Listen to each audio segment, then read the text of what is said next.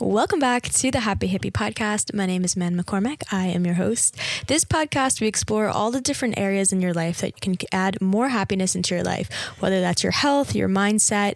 We're going to be talking a little bit about fitness today, so that's going to be the topic we dive into. I'm a personal trainer, I'm a nutrition coach, and I'm also a Girls Gone Strong certified women's coaching specialist.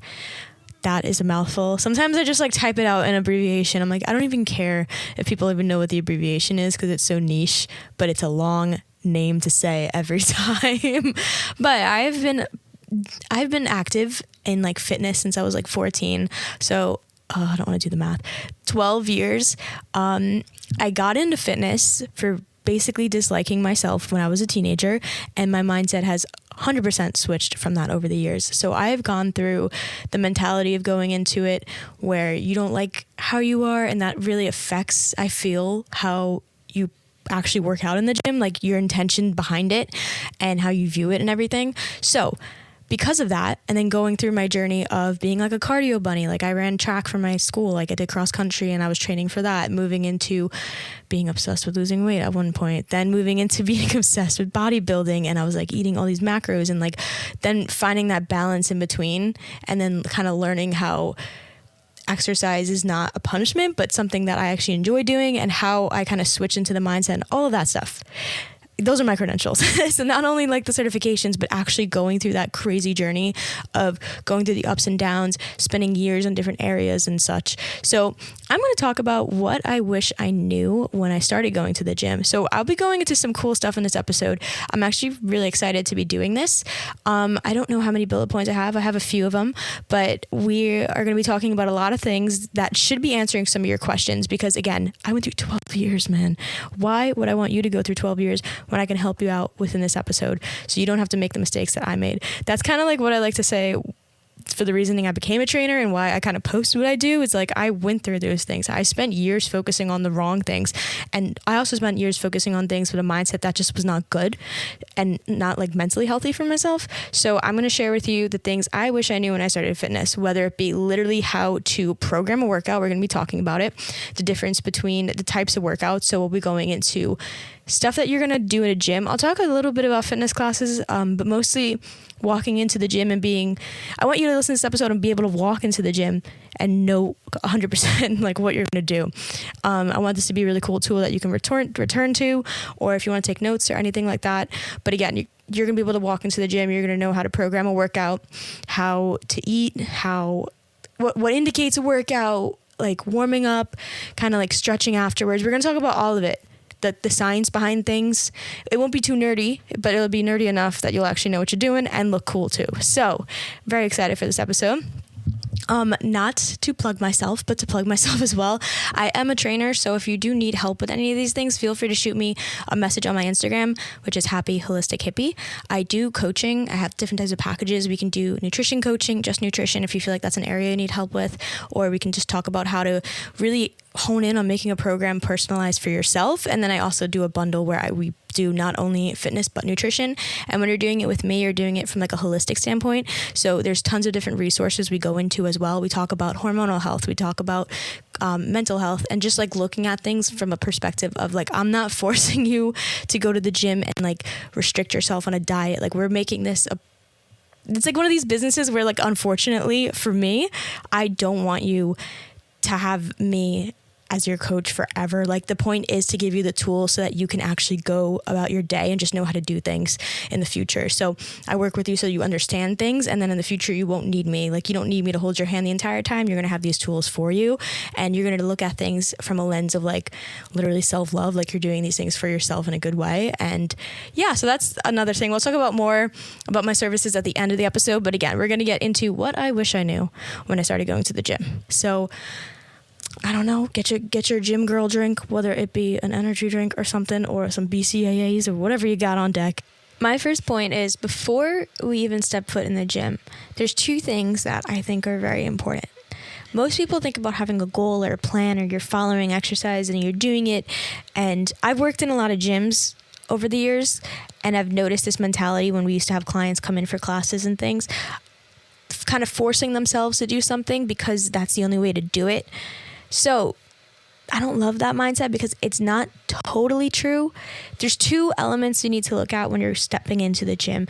Knowing your goals, because if you have a goal, yes, there's going to be some sort of way that's backed by science, because exercise science works for in a certain reason. So if you want to gain muscle, there will be certain things that are going to, help you get that when you plan it out and execute it the right way, have the right type of load and training and progression. That's how you're going to get those results, mixed again with things that happen outside of the gym. That's true. But if you're doing things that you hate all the time, maybe taking a step back and looking at what you're doing in the gym. I have like a personal story that will relate to this better, but you don't have to totally have a workout plan that you hate. You can have an element of, yes, I have these goals, but also think about what you enjoy. Maybe there's a type of exercise that you like, literally love. You like to do it. It could be once a week, a few times a week, whatever. But just knowing that you can kind of mix them together. So for me, for example, I used to work out like 7 days a week when I was younger because I thought, we'll talk about that later, the timing and like what you actually need when it comes to exercise.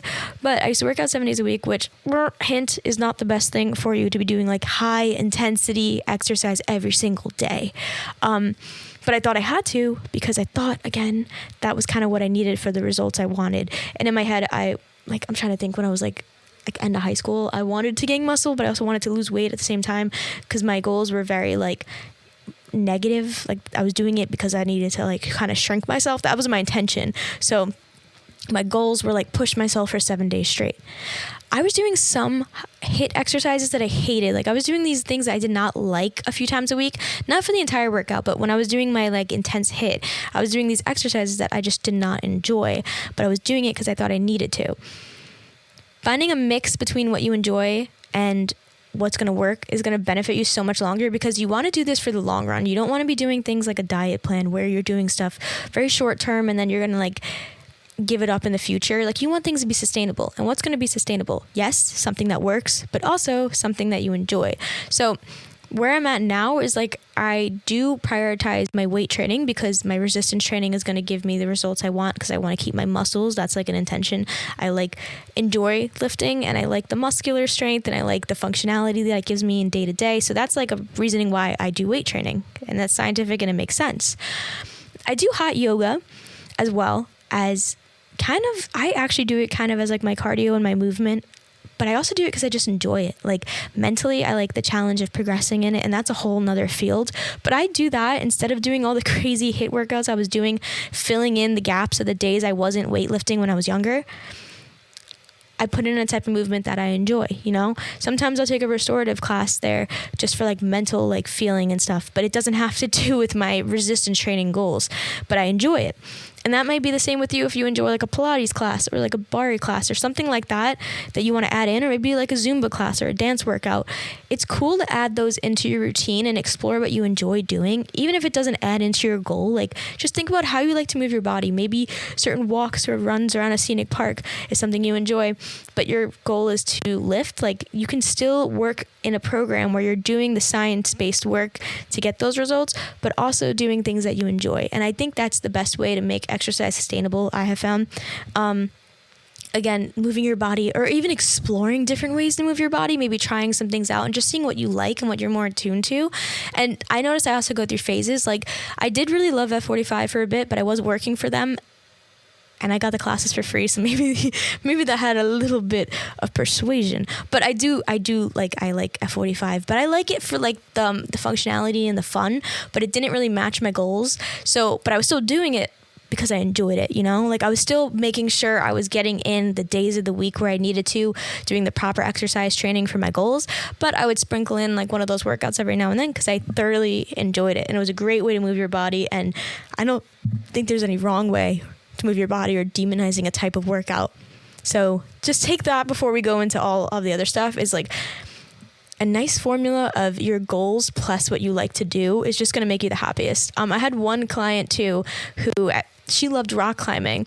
So when I would do her programming, we would leave days out where she was going to do rock climbing. So I would program 2 days off of like I was actually like kind of doing it a little bit based on her upper body, but we were still training upper body in the gym because there is a difference. But I was like making room in her week for her to do her rock climbing as like a form of movement, which I thought was like so fun. And then we were also working on her weight training because that's what she wanted to do. So doing something like that is going to make you happier in the long run. Having a goal and doing things that you actually enjoy is definitely the best combination. I'm going to skim the topic for the next one of cardio versus weights, just to like kind of talk about some preconceived notions about cardio and weight training and like what it is. Because when I was younger and when I started working out, I thought 100% the wrong things, which is actually so normal because the way that exercise and how exercise works is portrayed to you since you're a kid.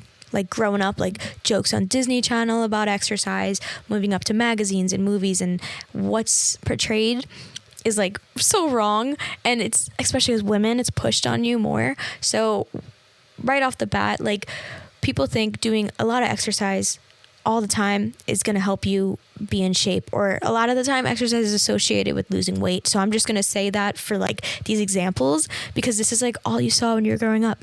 Like running is always shown as a way to like lose weight, is like run, sweat, sprint, like do a lot of heavy work, you know, hitting the gym, doing long hours in the gym, eating less food, more exercise.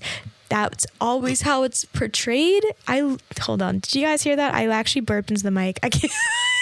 Should I cut that? That was horrible. No, I'm going to keep it in. I'm drinking a kombucha, you guys. That's why that happened. But I'm going to keep it in because that's what Brittany Bursky would want. So back to the topic. Growing up, and even like today, I say growing up because I feel like it's what I consumed when I'm younger, and then I educated myself on it. So I see past it now, but I think it's still being pushed in a way. The whole idea again of like almost like starving yourself, and then excessive exercise is what's going to make you like have a dream body, and that lifting weights is going to make you bulky if you're a woman. Like, you know, all those things. I always have to work against it in my career of working in and out of gyms. My first gym job ever, it wasn't the worst, but even to this day, I still experience this problem. People don't take me seriously because I'm like a young girl and I'm like a tiny little blonde girl. So when I would work at gyms at like 21, like I literally have been lifting for like 5 years at that point, and I'm certified like in 3 different things, and people would not take me seriously.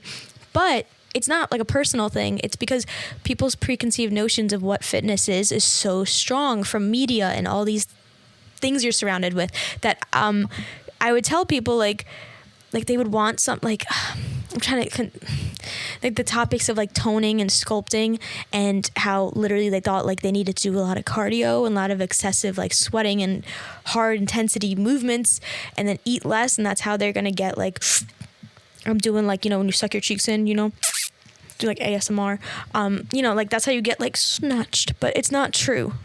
And that it was just so hard, especially when like moms would come in, because like it's like cemented in their head. Like when you're, I don't know, I'm not trying to be like ageist or anything, but I'm just saying like when you're over like, you know, like a 55-year-old mom would come in, and I'm from New York, so they would have like this like Italian accent, you know, like Long Island Italian type accent, and like come into the gym and they'd be bragging about how like they only ate a salad today, and that they're doing like a double workout. And I would have to be like, girl, no, this is not good. This is not actually how you do that.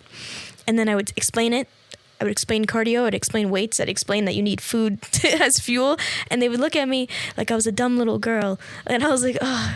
So that was a constant theme. And then if I'd ever explain anything to a man, it's going one ear out the other. Sometimes they would just like keep looking forward when I was talking too. Oh my God, we don't have to go down that route, but like, ugh. So I dedicate this episode to them. To the lost souls who would never listen to me in the gym. Shout out to you middle-aged women from Westchester County. Miss y'all. But we're going to talk about what actually the quick difference between weight training and cardio is. And it's like the beautiful thing is all these preconceived notions are like wrong. Like all the stuff that sounds dreadful about them, like starving yourself, not even just starving yourself, but like eating really low restrictive calories and eating like leaves and avoiding foods you enjoy, is you don't need to do that. That's the beauty of it. Like that's actually wrong. Like you need to look at food as fuel for your exercise.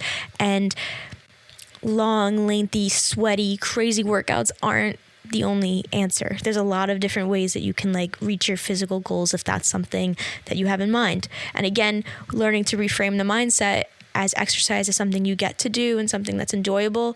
You can have goals. There's nothing wrong with having goals, but kind of adding that in there like makes you just feel so much better about the whole topic. So if they would listen to me, they'd find out that it's actually so much more enjoyable than they think it is. So, quick difference. Cardio, it's short for cardiovascular, is a form of aerobic activity. So, aerobic activity is like the energy system that you're using in your body. There's like two main different types. So, basically like, well, there's more, but weight training uses a different energy system. So that's why it's a totally different thing, but it basically gets your heart rate up. So elevating your heart rate for like a prolonged period of time, that's considered cardio. So that could be what you think it is in your head, jogging, running, stair climber. There are different types of like cardio trainings. Like I've been saying, HIIT, high intensity interval training, is going to be when you're kind of going in between like, oh my gosh, this kombucha was like a horrible idea. I'm like holding down the little burps. Damn. But HIIT training is when you're doing like high intensity intervals and then you stop for either like low intensity intervals or a break. So for example, it would be like 30 seconds of like really hard work and then you take a 15-second breather and then you do 30 seconds of really hard work with a breather, or you like jog in place or something. That's basically what HIIT is. Although from working in different HIIT gyms, it's actually the best. If you enjoy HIIT, fun fact, we used to have people that would like jog in between sets. Like you'd have a few seconds off. Like your body actually needs that time to recover. So if you stay moving during the intervals off, it actually defeats the purpose. So do the breaks. Like, girl, do the breaks. They're there for a reason. Enjoy them, even if they're 10 seconds. A 10-second break feels long and short when you're in a HIIT workout. The other type of cardio is called LIST, so it's low intensity steady state. Walking on a treadmill it's basically walking or doing anything for a prolonged period of time at a lower level, because physically you're not going to be able to bust out burpees like for an hour. So think about what you can sustainably do for an hour for cardio. That's going to be LIST. So doing the stair climber or just like walking or swimming laps or like that type of thing. So those are the two different types. Cardio is great. I do it for so many other benefits. Then it's always associated with weight loss, but it's great for your energy. Like it increases your energy like throughout the day. It's great for your heart health. It helps your brain. It overall helps to lower blood pressure. So it is always recommended, you'll notice, by like doctors and things like that, because types of cardio does help with anything related to the heart and the blood. So it's great for the body. It is. So I'm not against cardio, but weight training has a lot of benefits that I think people associate with cardio, but you can actually find them in weight training. So weight training, strength training, resistance training, all the same thing. The word hypertrophy, if you ever heard that, all the same thing. So basically what that is engaging your muscles or like working your muscles in a way against a load or a resistance, which can be a weight, it can be a machine, it could be a band. Technically, it can be your body weight because of gravity, but it's working against some sort of resistance to boost your muscular endurance, power, and strength. So hypertrophy is going to be the word that I said. It's a type of training. Like when people do say the word hypertrophy, but it actually literally means like your muscles getting bigger, like your muscles growing. The term is hypertrophy. That's like my niche. So I'm going to be talking a little bit about weight training today. If you have any questions about weight training, they'll probably be answered in this episode. But again, there's benefits in both cardio and strength training, but it depends again what your goals are. And that's why, again, not to plug myself, but working with like a coach to figure out like how your goals align up with exercise and what you want is always awesome. But again, if you enjoy running or cardio or HIIT, like put that in your program. But just know, like, if you want your muscles to grow, that's going to be resistance training. If you want to lose weight, it's not going to be automatically like add cardio in there. There's different things, different factors with nutrition and outside the gym that add into that. So don't fall into the trap of thinking that like you have to do cardio during the week to like lose fat or weight or whatever you're hearing. It's not always true. So diving into that topic, if you ever want, I could do an episode all about it. I don't want to talk about it forever because I have some really great points I want to get to, but it is a really interesting topic, and maybe it takes some weight off your shoulders and like a sigh of relief knowing that you don't have to like punch in hours of cardio for like weight loss, because it's not always true. Okay, on to my favorite points. The first two were kind of a little bit long, but these are like my absolute favorite. These are things I would like, if I had 5 minutes to talk to you about exercise and the gym and how to do everything, these are the points I would love to talk about. So we're going to talk about how to program a workout, the concept of progressive overload, and like why you kind of need structure when you go to the gym, and breaking down compound and accessory movements. So we're going to talk about it. This is like what I do with clients, but I'm just going to kind of give you a crash course on it. But it's like the best information, because I know a lot of times you can go on Instagram and you can see people doing like Instagram workouts, or you know what exercises like target certain muscles, but you don't exactly know like the rep ranges to do, or you don't know like how to put them in a workout. And there's some really cool information that I'm going to explain that might help you when you go into the gym. So first off, I'm going to be talking about weightlifting. I just want to clarify that like most of this is not going to be like a Pilates type thing or cardio workout, but I'm going to be explaining like breaking down going into the gym, how to use machines, how to use free weights and all of that. So programming a workout. Now you have to look at things like how you would look at a calendar in a sense. Like you have a day in a calendar, you have a week in a calendar, and you have a month. So you want to look at your programming in that kind of sense, knowing how many times you're going a week it also lines up with your lifestyle. So you have to be realistic, looking at your lifestyle. How many times are you going to get into the gym a week? Usually when I start with clients, they're going to be like, I want to go 5 or 6 days. And then realistically, as we start working together or I start asking them more questions, 4 times a week is probably the best they could do, maybe, or 3 times a week. And those are totally fine. There's actually no right or wrong way, because once you find out how many times you're going to go a week, that's how you can plan to get the total volume in. So the volume of your exercises that you can like do the same amount of volume over 5-day split as a 3-day split if you program it kind of the right way. So just thinking realistically, how many times are you actually going to go to the gym and do this type of weight training? I would say like most of the time, 3 to 5 days is like the cool zone. Maybe you go 6 days, maybe you go 2 days, but like realistically, you don't actually have to go. I love to do, like when I'm in my quote unquote prime, having 2 days off minimum is what you need when you're doing weight training, because that stuff is like heavy duty, y'all. Like you're going to be lifting these weights. The progress happens when you recover, which we'll talk about. So when you lift weights, like you're not actually like, your muscles don't grow instantly when you do a rep or something. Your muscles are going to be growing in your recovery, which has to do with how you eat, how you stretch, and how you literally rest and don't use them. That's when it happens. So that's why you need those days off. So 7 days a week, we're not doing that, okay? We're not lifting 7 days a week. Maybe you can do 6, but like I don't even love doing 6. I think 5 is like the best that you should be doing, and then lower. So that's based on my experience personally and working with other people.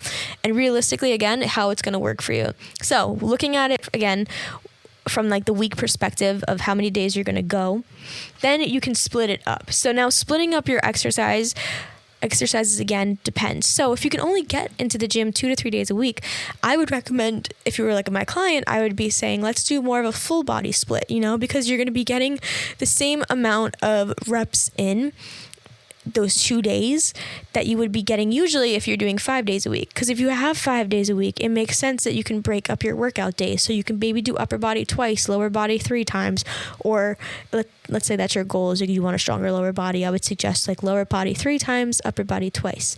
4 days a week, we do 2 upper body, 2 lower body, or maybe we even split it up based on what we're doing, But you don't have that luxury when you're doing 2 or 3 days a week.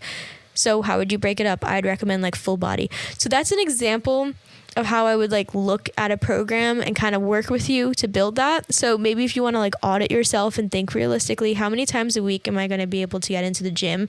What are my goals? I want to work my full body. That should be the answer. There shouldn't be like, oh, I just want legs. Like you should be doing upper body, like if you're training your body, because you need upper body muscles to hold the weights that you're going to want to use for lower body muscles. Also, it's very functional to be doing that. So looking at it like that would be my first step of advice. Now let's look at the days. Let's break it down a little further. So however your mind's eye is perceiving this, we're going to go into the individual workouts, and I'm going to explain the order of why I put certain things in a certain way and why it works.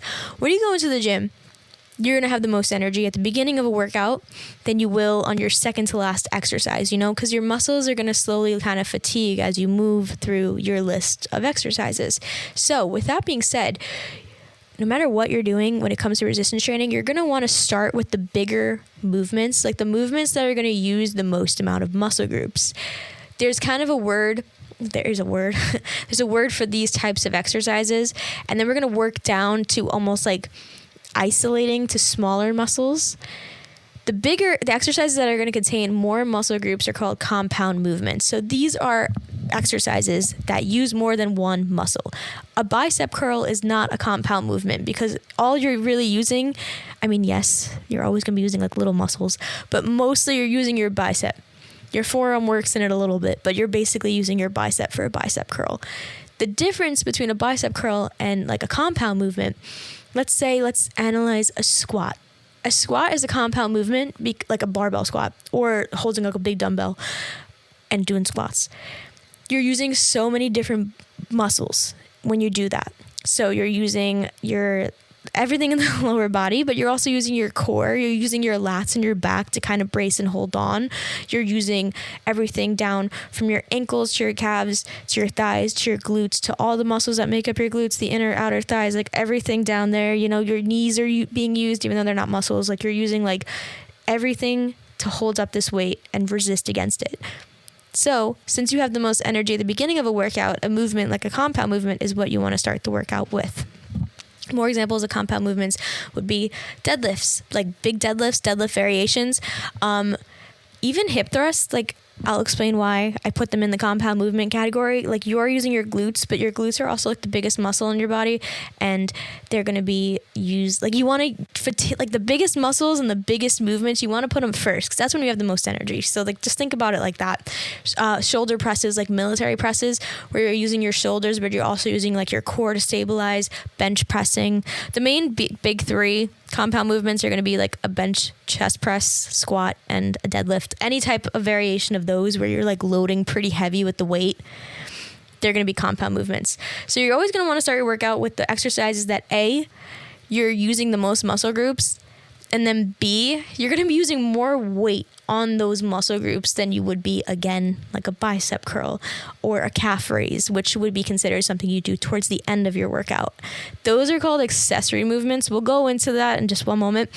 I wanted to give you the name. So again, compound movements are going to be the movements that have the most muscle groups involved. You're going to be able to kind of push the most amount of weight with them, and you're going to use them early on in the workout because you have the most energy. You don't want to be doing tons of bicep curls, tricep dips, like lateral raises, or you don't want to be doing tons of like lunge movements or like single leg deadlifts, and then at the end of your workout or like towards the end of your workout be like, all right, we're going to bench press or we're going to go deadlift, because your muscles are going to be tired and fatigued. You may not be able to push the same amount of weight, but you're also more susceptible to injury that way. So just thinking about using the bigger muscle groups in your body, which I don't know if it's total. It is kind of true. The bigger muscle groups that like literally look bigger that you're using, just try to use them first if you want to think about it that way. So depending on how you're breaking down your days, if you're looking at it from a full body stance, you're going to want to do like your bigger deadlifts and squats earlier on in the workout. If you're doing a lower body day, same thing, deadlift, squats kind of earlier on. When I'm doing like upper body day, for example, I'm going to be doing like my pull-ups, because your pull-ups use a lot of muscles, like different muscles in your body to get you up there. Any sort of heavy press, chest press, back, like incline rows or like inverted rows or anything where like bent over barbell rows, yeah, you're using your back, but you're using tons of muscles. So if I'm doing a back day, I'm going to start with like rows and like pull-ups, something along that line. And then we'll start to work down to the next steps, like moving down the list. So let's stick with the topic of like back. I'm going to move into maybe start doing like lat pull downs or something like that afterwards. Or if I did chest press, maybe afterwards I do shoulder press, because next up I want to kind of use my shoulders, because those big boys, you want to use them. And then you want to start moving into like, okay, now we're going to do some lateral raises, or I'm going to move over to the cables. I know I'm jumping around with like tons of different examples. Let's go back to a leg day example to explain. So for like a leg day, I want to further go on for legs. I want to say one thing here. So not all the time, but when you think about it, your glutes, you want to like, you can move your body in two different no, I don't want to confuse anybody with what I'm going to say here. You can move your muscles in different directions. So for example, when you train your back, there's a lot of different ways you can train your back. So like you can do like the low rows and then like a lat pull down. They're like different types of movements. So you want to make sure you're like hitting all the different ways that like, your back can move in a workout. That's another element to add on top. I don't want to like dive too much into that, but I'm going to dive a little bit into it so you can understand my examples. So when you work your legs, let's say I'm doing a glute day. I'm going to be doing glutes and hamstrings usually when I do like something that's focused on that. And it's going to be like hip thrust will be in there. We'll be doing deadlift variations because your glutes are used in your deadlifts. Think about when you do a deadlift. You're kind of lengthening and stretching your hamstrings and the glutes. So you're using your glutes in what's called like the lengthened position. Same thing with the hamstrings. They're going to be lengthened.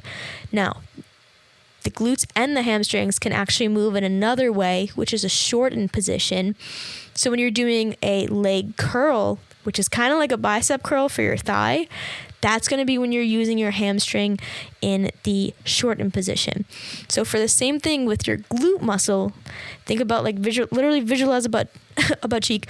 When you're doing a RDL or a deadlift variation with your glute, again, it's going to be in the lengthened position.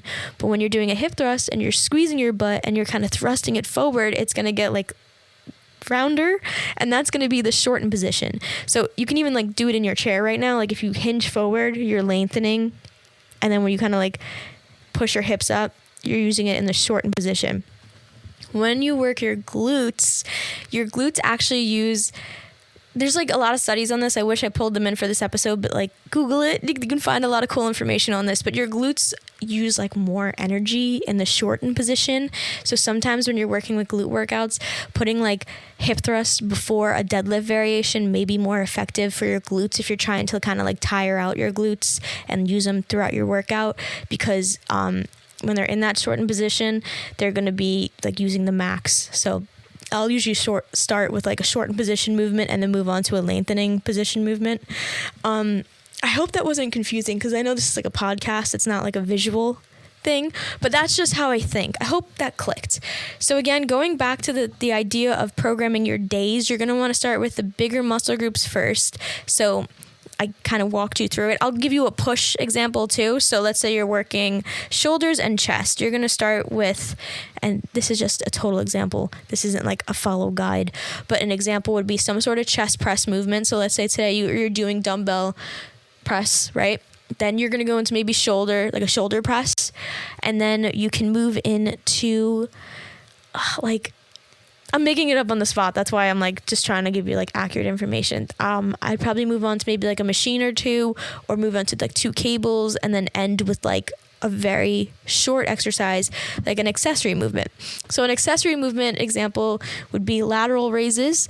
A lot of cable work is going to be accessory movement, not all, but a lot of it. So you can do like push downs, like tricep push downs. You're kind of isolating one muscle. You can do like lat push downs where you're taking the bar and like pushing it down, not pulling it down, but like pushing it down. There's like tons of different things here. I'm trying to like come it off on the top of the head, like single leg, like pulsing things, like any type of glute kickbacks. If you see anybody doing glute kickbacks on a cable, that's something you do at the end of a workout. You're going to start with the compounds and you're going to work your way down into the accessory movements. Now, less is more when it comes to strength training. You don't need to be doing 100 exercises in a program.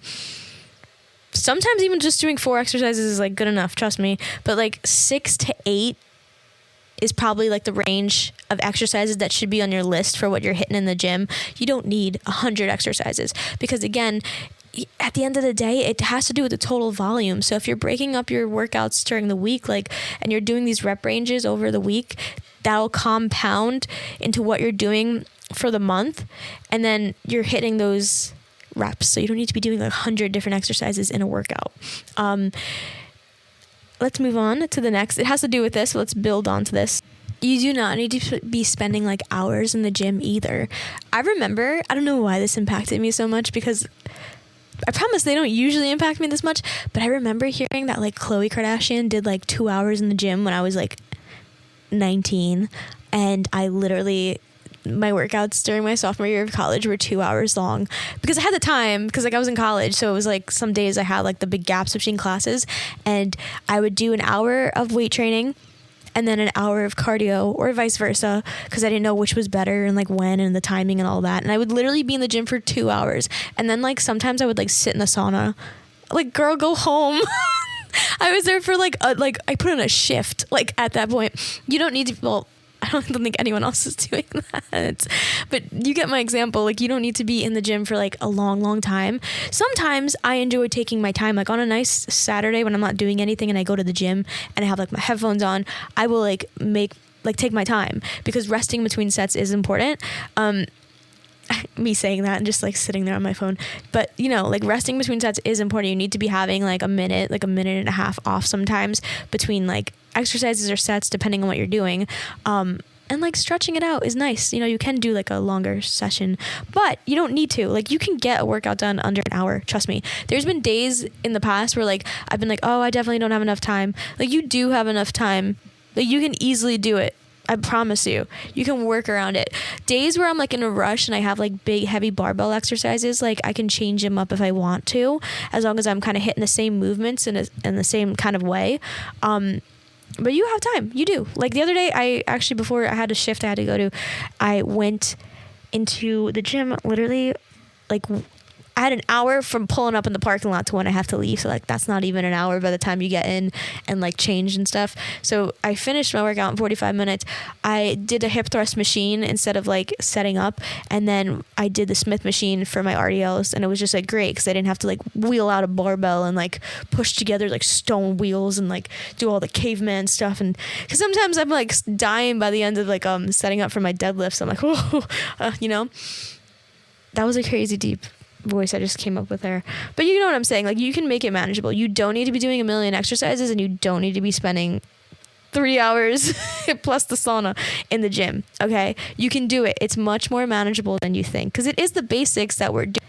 Now, what I mean by we're doing the same thing is moving into our next little segment, which has to do with progressive overload and why we kind of pick these exercises. We're going to be repeating them. So now we're looking at that calendar view again. We talked about how we're thinking about our week, what we're doing, how many times we're going to go. And then we zoomed in a little bit and talked about what we individually do on a day, or what you kind of want to aim for. But now looking at it, like zooming out and looking at your month, you want to make sure that you're kind of working the same muscle groups each week. So we're not doing anything too crazy. We're kind of hitting around the same exercises. And this is where we can kind of challenge ourselves with progressive overload. So progressive overload is the concept that to grow, your muscles need some sort of resistance, which is what resistance training is.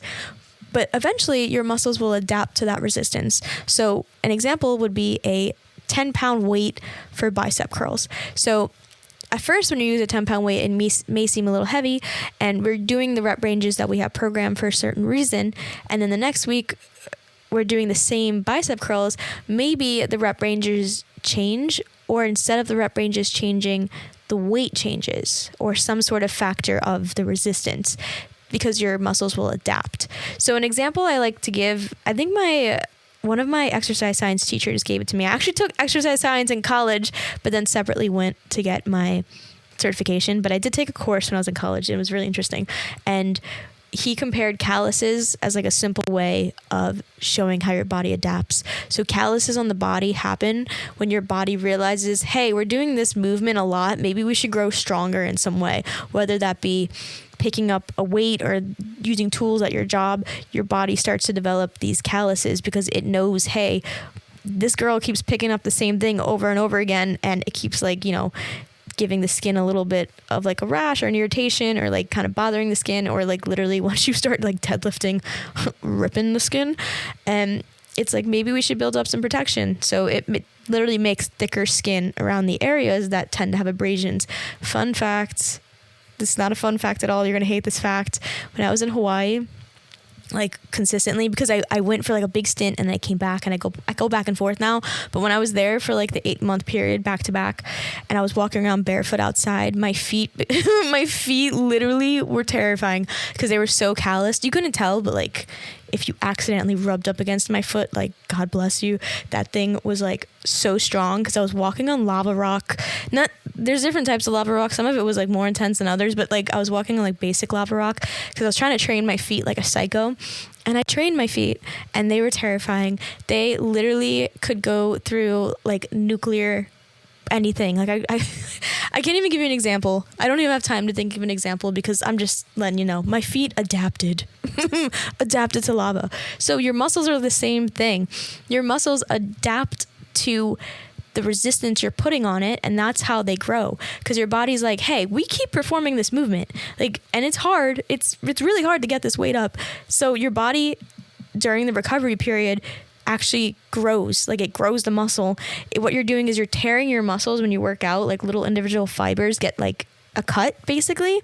And then during your recovery, which is when you're eating, you're eating your proteins, you're eating your carbs and fats and all of that, and you're resting, your body like sews it back up, but it sews it back up and it's like stronger now.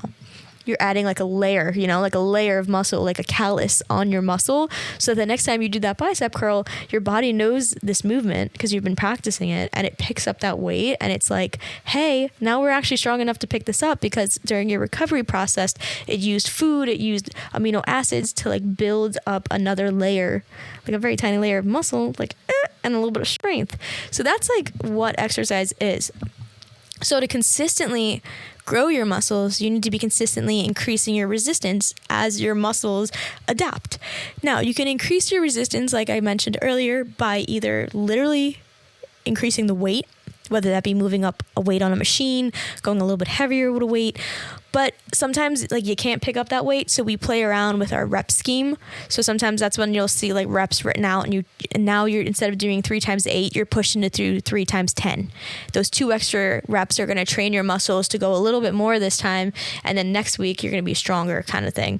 And then maybe then you can change the weight. So that's why we do the rep schemes we do, and that's why we train and go for progressive overload. So if you're moving around from exercise to exercise and you're not consistently hitting the same movement patterns week after week in the month, or like sometimes we'll do like 3-month splits or like 6-month splits, whatever.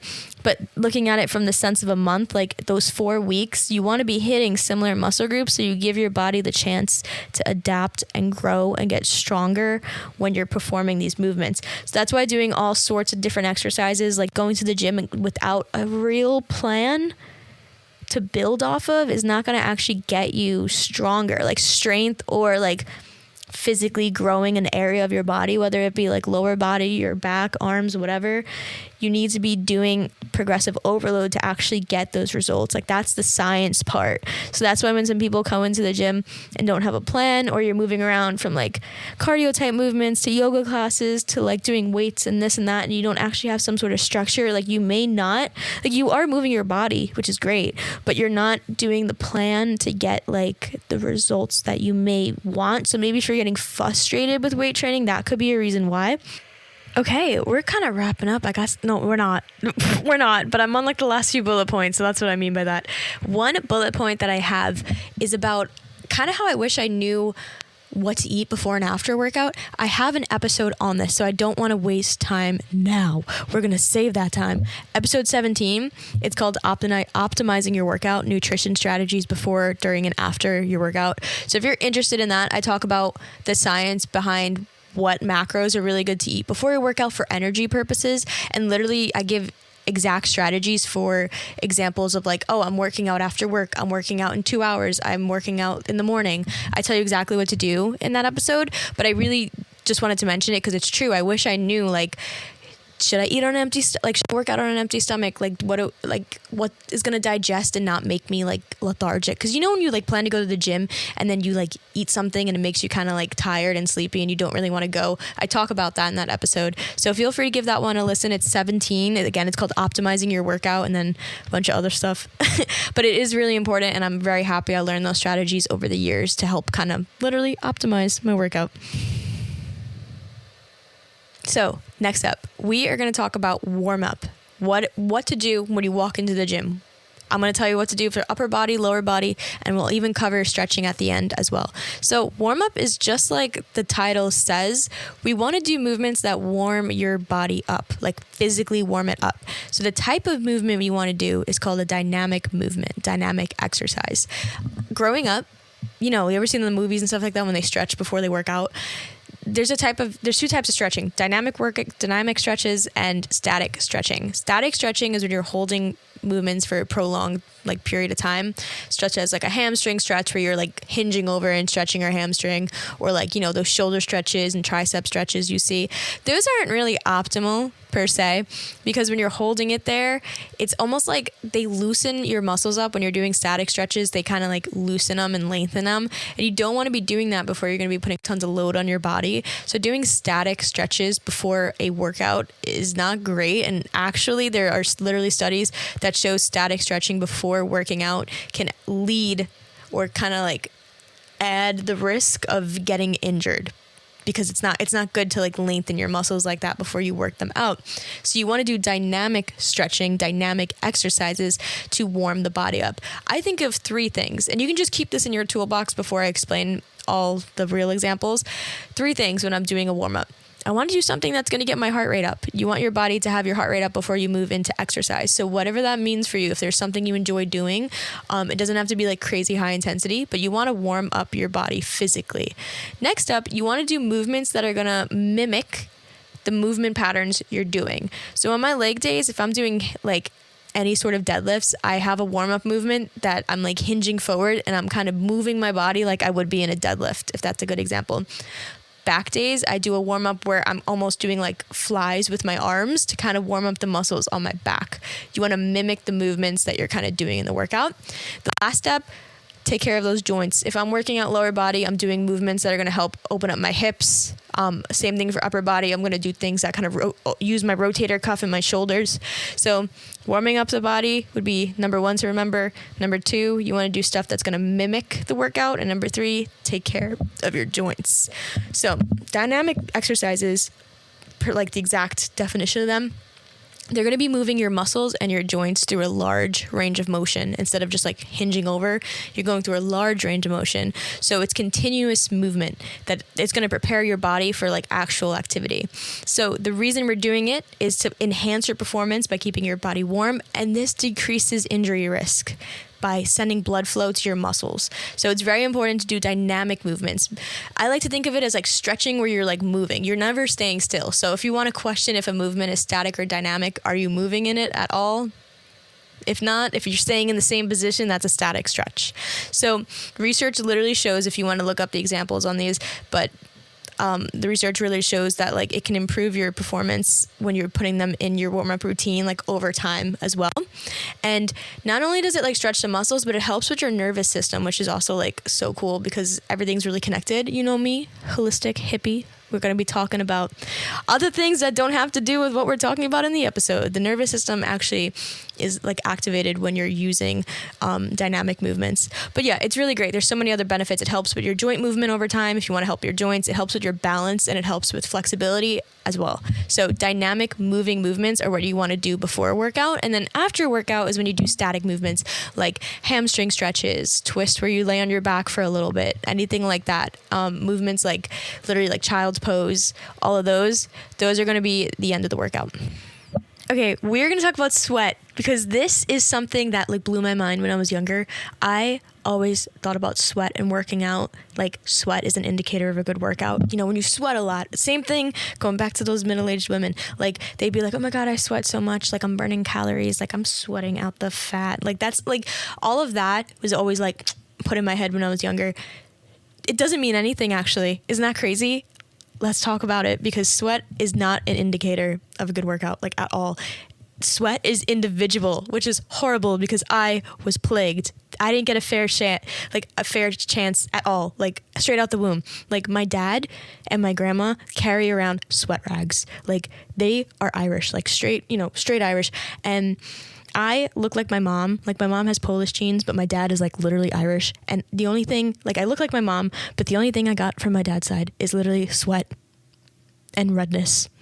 I used to make a joke, like all I got from him was like literally like sweat and alcoholism, but I don't drink. So it's funny sometimes to say that joke, but no, for real though, I'd be so sweaty. I'm so sweaty, and sweat is individual. So that's why when you see influencers sometimes like are literally lifting and they have like their extensions in and they look flawless, they were not blessed with the genes of a man from Cavan like my family was. But it's just like, it literally is genetic. Isn't that horrible? Like, why?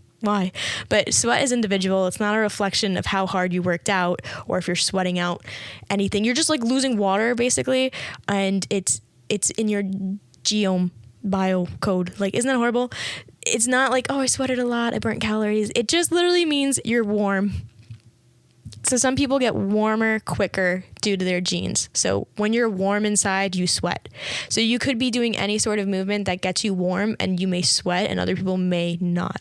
So it shouldn't be used to evaluate anything, whether it be workout intensity or just like your fitness in general. Like, oh, I never sweat, I must not be working hard enough. Because again, differences in tons of factors. Genetics, one, climate. So people who are working out in Denver, you may have a different sweat reaction when you're in Denver because it's a dry climate versus Miami. So it's a bunch of weird stuff like that, okay? And then also your training techniques. Some people respond to like cardio where they're gonna get a little more sweatier because they're getting warmer quicker. For some people may start to really sweat when they lift weights because that's how their body warms up quicker. God does have favorites, I guess. But it's a byproduct of, like I said, when your body gets warm, which is called thermoregulation. So it does not have a direct effect on fat loss. So that's a myth. Just wanted to debunk it real quick. So instead of focusing on like how sweaty you were and saying, oh, I had to take a workout because I sweat so much, maybe you can think of some other indicators or try to like search for other things. So I'll share some of my faves. Maybe think about how you've learned to move better, like the progress and how you're performing the exercise, like your form has improved, or you could do more than what you were able to do previously. Like that's two different indicators of having progress. And again, this can be used in substitution of maybe weighing yourself on the scale or looking at yourself in the mirror. Like these are cool, tangible things that your body is progressing in your workout. So looking at factors like how functional you're moving now is so much better than looking at the factors like how much I sweat, how much do I weigh, how do I look in the mirror, because you can be making changes and not know it, but just look about how functional you're being. Or maybe you're understanding more, like you're progressing, knowing that your workout is working for you. My last part, I wanted to talk a little bit about prioritizing your form over lifting heavy. I know that sounds very obvious, but the ego lift is real. Like sometimes your body, you'll want to lift more, or sometimes I just notice on machines, like I'll feel the exercise more if I slow it down and lower the weight, and like I will. And I feel like maybe a few years ago I would have been like, no, I always do 50 on this machine, I'm going to keep doing 50. Like it's okay. Sometimes we get in our heads, but just knowing like if you feel something more with a lower weight, maybe work with it for a little bit. Like it's totally okay to do that. And you should be prioritizing your form over weight. Like I don't want to say it, but I'm going to say it. Like again, working in gyms, I've just noticed like sometimes like people will ego lift, like it's a lot of dudes, but women will do it too. And yeah, just focusing on your form over it. I have 3 form tips I want to share real quick at the end. Focusing on your neck. My favorite thing ever was the fact that like I filmed myself one time when I was like 20 and I noticed that I was always looking down in my exercises. You may experience like neck pain sometimes, or like if your spine is your neck, like your neck is part of your spine. And when you want to keep your spine aligned in a movement, when you're squatting, when you're doing hip thrusts, when you're doing lunges, you want to make sure that your spine, your neck is always in the same line that your spine is in. And I noticed myself in my early days, I tend to look down because I was like, I think it came from either concentrating where my foot was or just being nervous in the gym. But you always want to keep your neck aligned. So maybe that means gazing slightly ahead. Sometimes when you're doing like rows, you don't want to be looking right up in the mirror. If you're by a mirror, sometimes they can be distracting. Just before you perform an exercise, think about your neck. Just notice, are you looking up? Are you looking down? Are you looking to the side? Like you always want to have your neck aligned. In hip thrust, you want to tuck your chin in. You never want to gaze up with your chin up towards the sky in a hip thrust. You want to keep your chin tucked in because that's what's going to keep your neck in the same line that your spine is in. When you're doing lunges, you want to gaze slightly forward. If you're doing any type of movement like a row, kind of gaze slightly forward. You don't want to be looking up at a mirror or looking ahead of you or like looking at your reflection, as distracting as it may be. Try to keep the neck aligned with the spine. Another thing is checking if you're kind of arching your back. Some of us have an anterior posture tilt, like a pelvis tilt, which means you kind of have that C curve in your back. So sometimes I'll like to take my fingers, like my middle finger, I'll put it on my hip bone, and I'll take my thumb and put it on my hip. And I'll literally arch my back, like I'll push my hips out as far as I can so I can see how it feels to have that C curve. And then I'll take those two fingers and kind of like tuck in my tailbone and just make sure it's tucked in. I do it when I walk too, because I do tend to have like a little bit of an arch, so like I correct my posture. But going into all of your exercises with that tailbone tucked in, and then sometimes think about like if you have your ribs, sometimes our ribs like are flared out, you want to tuck those ribs in and then check the neck. Like those are the three best things you can do in a lot of different exercises. And sometimes you may be feeling pain in your back or neck. Check to see, is your tailbone tucked in? Do you have your ribs like in, like your ribs knitted, kind of like your core is engaged, and then making sure that your neck is in line with your spine. Those should be like universal cues that may be able to help you. If you want more in that, I would love to make like visual content about that, like on my page. So let me know. My last point, I'm actually going to turn it into a video, I think, or another episode of like the cues that I correct on people mostly, like over the 5 years of me working in gyms and with clients, like some things I automatically expect. Like when I would scan the room at F45, like I would look for these things because I knew people might be doing them. Some of them were the neck and core thing I was talking about. Other things are like your RDLs go down too low, or like your glute bridge, like how to actually use your core and where to keep your tailbone tucked in. Anyway, I think it's too confusing to talk about on the pod right now, especially because we're almost at an hour. I'm not going to keep you that long. I'll get you out of here. So I may do another episode. Please let me know your feedback on that. Would you like that more like Instagram content, maybe a YouTube video? I could do an episode on it, but I would plan it out because I want it to be very descriptive so you can understand like my common cues I found myself correcting. But I think that's it for this episode. I can say 100 more things and build on this so much more. Let me know if you like this fitness content. This is one of my first like real fitness episodes that I'm doing, and I loved it. I feel like I was very passionate about it when I was recording I had like no notes. And that's kind of cool because sometimes I keep notes for like science and stuff, but this was really easy for me to explain, and I was very happy about that. So usually when things light you up, they light you up for a reason, as I always say to myself. I don't know. But thank you so much for listening. Again, Happy Holistic Hippie is my Instagram. Feel free to message me or send me any feedback, anything you enjoy, ideas, whatever. I love to hear from you. And thank you so much for listening. And again, check out the Instagram because I will be putting up content that has to do with this episode. If you want more like visual stuff, I'll clarify some things on there as well. So thank you so much for listening and enjoy your day.